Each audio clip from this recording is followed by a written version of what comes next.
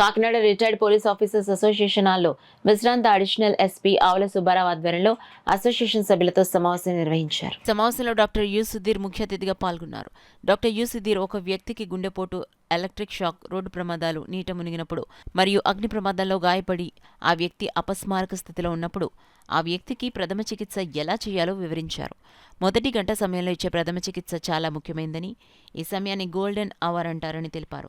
ప్రథమ చికిత్సలో అతి ముఖ్యమైన సిపిఆర్ ప్రక్రియను ఆయన చాలా విపులంగా వివరించారు. సిపిఆర్లో భాగమైనటువంటి కోల్స్, కంప్రెషన్స్ ఓన్లీ లైఫ్ సపోర్ట్ అనే ప్రక్రియను వివరిస్తూ, ఈ ప్రక్రియలో ఛాతి మీద అరచేతులతో నిమిషానికి ఎన్నిసార్లు నొక్కాలి, ఎంత లోతు నొక్కాలి, ఇంకా ఎన్నో ముఖ్యమైన విషయాలు కూలంకషంగా సభ్యులకు తెలిపారు. సభ్యులందరి చేత మోడల్ మీద కోల్స్ చేయించారు. ఈ సమావేశంలో అసోసియేషన్ ప్రెసిడెంట్ ఆవుల సుబ్బారావు, కోశాధికారి M Ramgopal, organising secretary P Venugopal, 59 మంది సభ్యులు పాల్గొన్నారు. మా police association gazette officers association హాల్లో సిపిఆర్ గురించి ఒక డెమో చేస్తాకి మేము రిక్వెస్టెడ్ డాక్టర్ సుధీర్ గారు ఈ సిపిఆర్లో మొత్తం ఎంటైర్ స్టేట్లో ఆయన వన్ ఆఫ్ ది ఎక్స్పర్ట్. మొత్తం గుంటూరు కానీ, విజయవాడ, వైజాగ్ చాలా చోట్ల ఈ డెమాన్స్ట్రేషన్ చేసి దీని మీద మంచి అవగాహన ఉంది. ఇది మనకి సిపిఆర్ అనేది చాలా ఇంపార్టెంట్.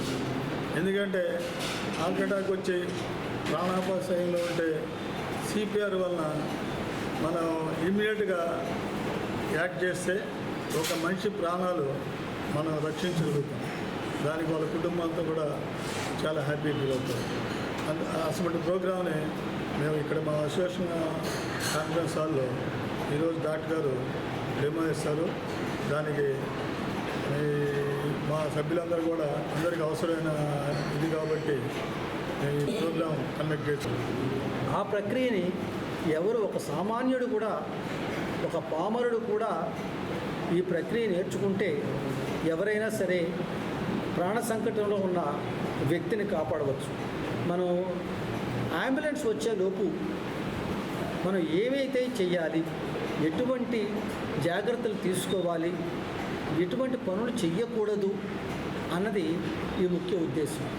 ఎప్పుడైతే అపస్మారక స్థితిలోకి వెళ్ళాడో మనకి ముఖ్యంగా గుండెకి, మెదడుకి రక్త ప్రసరణ తగ్గిపోతుంది. గుండెకి రక్త ప్రసరణ తగ్గిపోతున్నట్లయితే హార్ట్ ఆగిపోతుంది. మెదడుకి రక్త ప్రసరణ తగ్గిపోతే బ్రెయిన్ డెడ్ అయిపోతుంది. బ్రెయిన్ డెడ్ అయిపోతే అతను దేనికి ఉపయోగపడతాడంటే, ఉపయోగపడతాడు అన్న పదాన్ని ఎందుకు ఉపయోగిస్తానంటే అవయవ దానానికి మాత్రమే ఉపయోగపడతాడు.